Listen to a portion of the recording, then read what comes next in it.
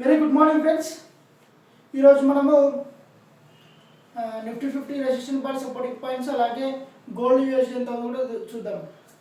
ఇప్పుడు దాదాపు Nifty 16 point పాజిటివ్లో ఉంది.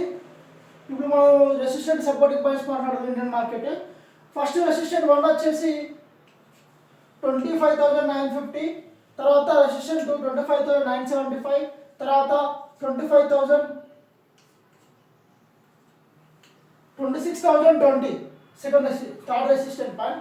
ఫస్ట్ సపోర్టింగ్ పాయింట్ వచ్చేసి 25,975, తర్వాత సెకండ్ సపోర్ట్ వచ్చేసి 25,908, తర్వాత 25,884.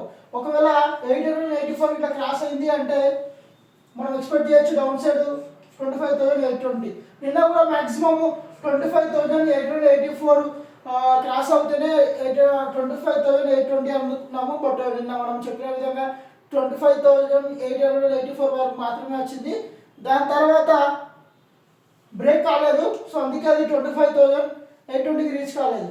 అలాగే ఇప్పుడు గోల్డ్ గురించి మాట్లాడుకుంటే గోల్డ్ దాదాపుగా యూఎస్ గోల్డ్ వచ్చేసి 4,358 ఉంది. సో దాదాపుగా 20 పాయింట్స్ పాజిటివ్లో ఉంది. 20 అంటే దాదాపుగా ఈరోజు మార్కెట్ దాదాపుగా ఒక 2,500 ప్లస్ తోటి ఓపెన్ అయ్యే ఛాన్సెస్ ఉంది. దాని తర్వాత కూడా మళ్ళీ